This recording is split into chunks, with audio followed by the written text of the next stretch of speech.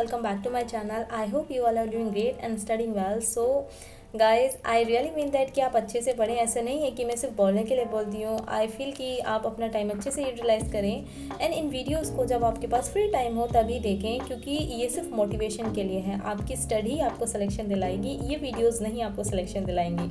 अगर आपको कभी ऐसे लगे कि नहीं मोटिवेशन नहीं मिल रहा तब आप मेरी वीडियोस देख सकते हैं, अदरवाइज़ यूट्यूब पे टाइम वेस्ट मत करें. एंड मैं ये क्यों बोल रही हूँ, क्योंकि जैसे काफ़ी स्टूडेंट है वो क्या बोलते हैं कि हम ऑनलाइन में कंसंट्रेट नहीं कर पा रहे एंड आप कैसे कंसंट्रेट करती हैं.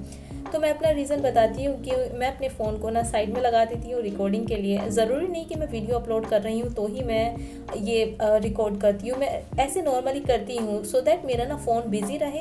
एंड जब फ़ोन बिज़ी रहेगा तो मैं उसमें यूट्यूब या कुछ भी चला ही नहीं पाऊँगी. वैसे तो मैं सोशल मीडिया से बहुत ज़्यादा दूर रहती हूँ, बस मैं अपनी वीडियोज़ अपलोड करने के लिए फ़ोन का यूज़ करती हूँ. एंड थोड़ा मुझे लगता है कि हाँ अब थोड़ा एग्जॉस्ट हो गई हूँ तो मैं फ़नी वीडियोज़ देखती हूँ. अदर देन दैट मुझे अभी तक ये नहीं पता कि लेटेस्ट ट्रेंड में सॉन्ग कौन सा चल रहा है. एंड ये सच बात है. सो यहाँ पर मैं अपने लेक्चर देख रही थी. सो मैं अपना कैसे स्टडी को मैनेज करती हूँ मैं वो भी बता देती हूँ. एंड मैंने लास्ट वीडियो में आपसे शेयर किया था कि मैं अब नाइट पर्सन हूँ, अर्ली मॉर्निंग पर्सन नहीं हूँ. सो मैं दिन में ना अपने लेक्चर देखती हूँ एंड जो मेरा रिवीजन होता है डे का मैं उसमें ही कंप्लीट कर लेती हूँ. एंड DPs 1-1 आती है तो उसको हैंड टू हैंड में कंप्लीट कर लेती हूँ, क्योंकि मेरा बैकलॉग तो अब रहा नहीं. सो मैं डेली की क्लासेस के साथ उनको सब चीज़ कंप्लीट कर लेती हूँ.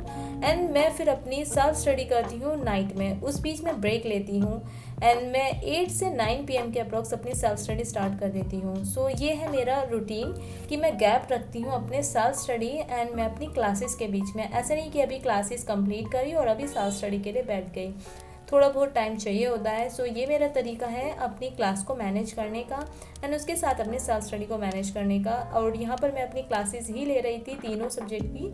मैं वन टाइम में ही अपनी क्लासेस लेती हूँ. ऐसा नहीं है कि मैं एक क्लास ले रही हूँ फिर रिवीजन कर रही हूँ या फिर पढ़ रही हूँ. नहीं, पहले तीनों क्लासेस लूँगी, फिर ब्रेक लूँगी, रिलैक्स करूँगी, देन उसके बाद रात में सेल्फ स्टडी करती हूँ. और एक पॉइंट है, जैसे आप लोगों ने मुझसे पूछा था कि आपके जैसे 590 के अप्रॉक्सी मार्क्स आते हैं तो आप हमें बता दीजिए कैसे आते हैं, क्या पढ़ के आते हैं, क्योंकि हमारे स्टेट में इस मार्क्स पे बहुत अच्छा कॉलेज मिल जाता है. और सो उसके लिए सिंपल सा पॉइंट है कि आप अपने टीचर को अच्छे से फॉलो करें. मतलब जो चीज़ वो बोल रहे हैं आप उसको नोट्स को हर चीज़ से करें. एंड यकीन टू अगर आपने ज्वाइन किया हुआ है ऑनलाइन, अगर आप पढ़ रहे हैं तो उसकी हर चीज़ को कर लें. देन उसके साथ आपको प्रीवियस ईयर ज़रूर करने हैं. अगर आप मेरा पॉइंट पूछे तो यही है कि मैंने अपने टीचर को अच्छे से फॉलो किया, उनके नोट्स किए अच्छे से एंड मैंने प्रीवियस ईयर ज़रूर लगाए थे, क्योंकि प्रीवियस ईयर से आपको आइडिया हो जाता है. एंड कहीं ना प्रीवियस ईयर रिपीट हो जाते हैं, या तो previous year as it is repeat हो जाते हैं या उन कॉन्सेप्ट के बेस पे रिपीट हो जाते हैं. सो अभी मैं कर रही हूँ अपनी बायोलॉजी का लेक्चर एंड देन इसके बाद मैं अपना ब्रेक लूँगी. सो आप प्रीवियस ईयर को ज़रूर से करें तीनों सब्जेक्ट के लिए, उसको अवॉइड ना करें. उसके साथ अपनी बायोलॉजी की NCERT को अच्छे से करें, केमिस्ट्री की NCERT को अच्छे से करें. इतना सफिशिएंट है अगर आपको इतने मार्क्स लाने हैं. देखो मेरे स्टेट में तो सिलेक्शन नहीं होता है इन मार्क्स पर, बट अगर आपके स्टेट में हो रहा है तो मैंने आपसे बता दिया कि आप क्या क्या चीज़ कर सकते हैं जो आपका इतना स्कोर आ जाए. एंड यहाँ पर मेरी जो बहन है, मतलब मेरी छोटी सिस्टर है, वो गई थी बाहर एंड वहाँ से वो मेरे लिए काफ़ी कुछ लेकर आई थी ट्रीट के बेस पे. बेसिकली मेरा हॉस्टल शिफ्ट ना होने का रीज़न ये है कि मेरा सपोर्ट सिस्टम मेरी छोटी बहन है एंड वो हमेशा मुझे मोटिवेट करती है. जब मुझे हेल्प चाहिए होती है हेल्प भी करती है, मेरे वीडियोस में हर तरीके से, मतलब वो मुझे सपोर्ट करती है, मेरी पढ़ाई में भी. सो मैंने सोचा कि मैं इस बार बाहर नहीं जाऊंगी और जो कुछ होगा मैं यहीं पर अपनी बहन के साथ रहकर शेयर करूंगी. सो यहाँ पर हम एंजॉय कर रहे थे ट्रीट जो वो मेरे लिए लेकर आई थी. एंड नॉर्मली वो ऐसे करती ही है मेरे लिए and I am so grateful कि मेरी बहन है. एंड आई फील कि अगर वो ना होती तो मेरा क्या होता. सो ये बर्गर सच में बहुत टेस्टी था. एंड इसके बाद मैंने कुछ रिकॉर्ड नहीं किया. एंड ऑल्सो मुझे आप लोगों से शेयर करना था this book, and this is a book from Disha publication. This is 35 year NTA NEET physics previous year book. So इस बुक में आपको मिलेगा 100% solution of each question and error solution है, आंसर्स की वैलिडेटेड विद NTA. उसके साथ इन्होंने क्या किया है कि इसके अंदर नोट्स ऐड किए हैं that help you understand the concept. And उसके साथ न्यू फीचर जो इस बार दिशा पब्लिकेशन ने ऐड किया है that is NCERT page locator, जो आपको बताएगा कि किस पेज से ये हमारा क्वेश्चन अराइज हुआ है, सो दैट एस्पिरेंट को इंपॉर्टेंस पता चले NCERT की. उसके साथ आपका चैप्टर वाइज ट्रेंड एनालिसिस भी दिया है विद इंपॉर्टेंट टॉपिक एंड सब टॉपिक. एंड ये बुक हिंदी में भी आपको मिल जाएगी, मैं लिंक आपको डिस्क्रिप्शन बॉक्स में प्रोवाइड कर दूंगी. सो आप वहाँ पर चेकआउट कर सकते हैं. यहाँ पर मैंने अपनी प्रिपरेशन स्टार्ट कर दी है टेस्ट की। मैंने आप लोगों से शेयर भी किया है कि अब मैं अपना सिलेबस अपनी तरफ से कवर अप करने वाली हूँ, एंड ये टॉपिक हैं जो मेरे फर्स्ट टेस्ट में आ रहे हैं। तो मेरा कैसा टारगेट है कि एनी हाउ मुझे फर्स्ट वीक ऑफ अक्टूबर में अपना फर्स्ट टेस्ट को कंप्लीट करना है, एंड वो टेस्ट भी मुझे देने हैं जो क्लास में चल रहे हैं। तो दोनों चीज़ को मैनेज करना है, तो थोड़ा टाइम जाता है। यहाँ पर मैं कर रही हूँ अपनी बायोलॉजी। अब आप सोच रहे होंगे कि क्यों बार बार बायोलॉजी ही करे जा रही है। सो द रीज़न बीइंग कि मुझे एंग्जाइटी इशू है, एंड उसको मुझे दूर करने के लिए ना जितना पॉसिबल हो टेस्ट नीट की सोच कर देना है। सो मैं इसलिए अच्छे से कर रही हूँ क्योंकि जैसे सर भी बोलते हैं कि अपना हर टेस्ट ऐसे दो जैसे आप नीट दे रहे हो। तो मैंने भी यही सोचा है कि इस बार कुछ भी मैं ऐसा नहीं करना चाहूँगी कि एग्ज़ाम सेंटर में जाकर मुझे वहाँ पर अफसोस हो। सो मैं इसलिए अपना पूरा 100% तरीके से प्रिपरेशन करके दे रही हूँ, क्योंकि आपको भी पता है जब आप एग्ज़ाम देने जाते हैं तब आप कितनी बार रिवाइज कर लेते हैं सेम ही चीज़ को। सो वही चीज़ है, अब मैं स्टडी ब्लॉग बना रही हूँ तो मैं अगर वही चीज़ कर रही हूँ बार बार तो मैं वही शूट करूँगी। सो ये रीज़न है बार बार बायोलॉजी को भी करने का। सो यहाँ पर मेरा चैप्टर हो गया था। एंड ऑल्सो मैं ना न्यू NCERT लेने का सोच रही हूँ। 12th की तो मुझे मिल गई है, बट 11th का स्टॉक नहीं मिल रहा यहाँ पर। सो आप मुझे ये बताइए कि जो लेटेस्ट है हमारी 11th की बायोलॉजी वो कौन सा एडिशन है, नवंबर का है या फ़ेब का एडिशन है, सो दैट मैं इसको ऑनलाइन ऑर्डर कर सकूँ। एंड यहाँ पर मैं क्या कर रही हूँ, अपने बायोलॉजी के डोपा कर रही हूँ जो हमारे तरुण सर कराते हैं। एंड आपको तो पता ही होगा जिन्होंने यकीन बैच ज्वाइन किया है कि डोपा कितने ज़्यादा यूज़फुल है और उनको क्यों हमें रिवाइज़ करना है। सो मैं वहीं यहाँ पर अपने रिवाइज़ कर रही थी। एंड अगर आप लोगों ने भी यकीन बैच ज्वाइन किया है तो उनको स्किप मत करना। मैं तो यही बोलूँगी कि जो सर करा रहे हैं ना उनको अच्छे से फॉलो कर लो तो 360 ईजिली आ जाएंगे, एंड वो चीज़ मुझे फील हो रही है। सो यहाँ पर अब मैं कर रही हूँ अपनी इनऑर्गेनिक केमिस्ट्री। वैसे तो ये मेरे टेस्ट में नहीं आ रही है एंड ये क्लास में भी नहीं चल रही, बट मैंने आप लोगों से बोला था कि इनऑर्गेनिक होना आप थोड़ा थोड़ा टाइम भी अगर अभी स्टार्टिंग से देंगे तो लास्ट तक बहुत अच्छी हो जाएगी आपकी। सो मैं इसलिए ही यहाँ पर इनऑर्गेनिक कर रही थी। एंड ये अगला दिन था, मैंने सोचा शूट कर लेती हूँ 2 दिन का। एंड यहाँ पर मैं कर रही हूँ बेसिक मैथमेटिक्स क्योंकि मेरा फर्स्ट टेस्ट का टॉपिक तक आ रहा है। सो मैं आप लोगों से ये भी बताना चाहती हूँ कि मैं बेसिक मैथमेटिक्स क्यों कर रही हूँ, एंड आप लोगों को भी क्यों कोई चैप्टर स्किप नहीं करना चाहिए।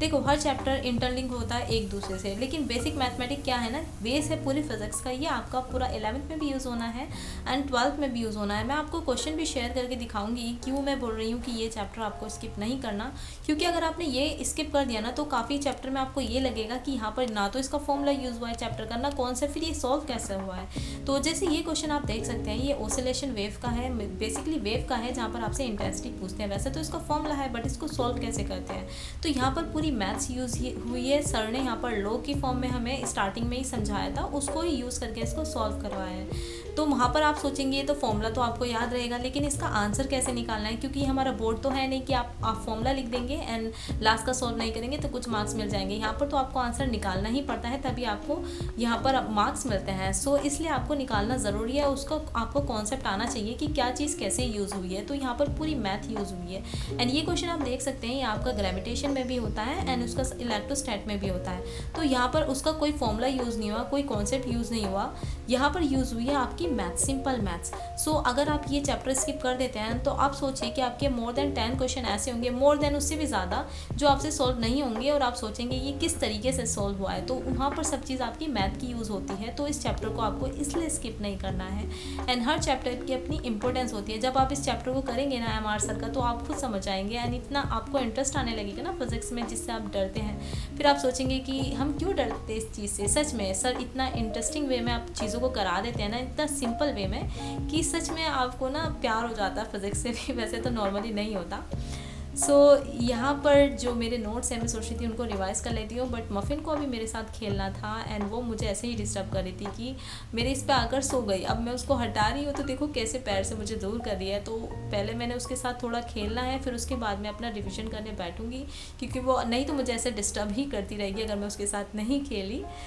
सो यहाँ पर मैं अब कर रही हूँ अपने नोट्स रिवाइज़। ये नाइट टाइम है, मैंने उसके बाद शूट नहीं किया था एंड ये मेरा सेल्फ स्टडी टाइम है। तो यहाँ पर मैं अपने कर रही हूँ मॉल कॉन्सेप्ट के नोट्स रिवाइज। बेसिकली नोट्स नहीं है ये, सर ने इसमें ऑलमोस्ट क्वेश्चन ही कराए हैं एंड क्वेश्चन अगर आपने टीचर के अच्छे से समझ लिए ना तो बाकी क्वेश्चन आप अच्छे से कर लेते हैं सॉल्व। सो मैं वही अपने चैप्टर कंप्लीट कर रही थी, क्योंकि ये भी मेरे टेस्ट का पार्ट है एंड ये मेरे जो यकीन बैच में चल रहा है उसका भी टेस्ट में आया है और जो मेरा अपना खुद का है उसमें भी आ रहा है। तो मैं इसको अच्छे से कर रही हूँ। एंड जैसे आपने पूछा था कि मॉल कॉन्सेप्ट आपको समझ नहीं आ रहा कहाँ से करें, तो मैं सच बोल रही हूँ, आप सर्वेश सर के लेक्चर देख लें, उसमें सर ने इतना ईजी वे में कराया है ना, बिल्कुल सिंपल से लेकर हार्ड लेवल तक आपका सब कवर अप कराया है। तो आप सर्वेश सर को फॉलो कर सकते हैं।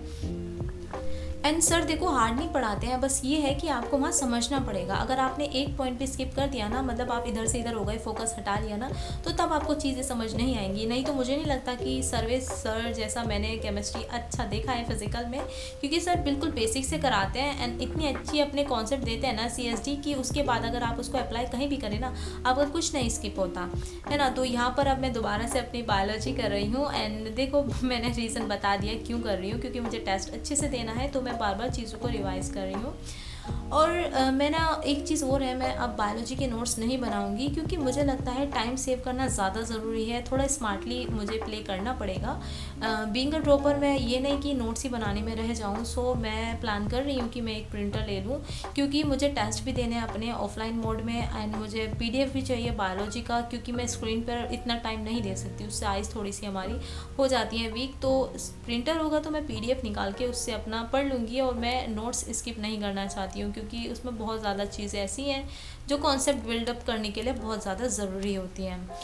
एंड एक चीज़ और है मुझे आप लोगों से पूछनी थी कि जैसे मैं आप नाइट स्टडी कर रही हूँ, तो आप में से काफ़ी स्टूडेंट ऐसे होंगे जो नाइट में स्टडी करते हैं। सो जैसे आप लोगों ने मुझे बोला कि आप ऐसा ग्रुप बना लें या फिर हमारे स्टडी विद मी कर ले, तो देखो वो पॉसिबल नहीं है, उससे ना टाइम हम लोगों का दोनों का ही वेस्ट होगा।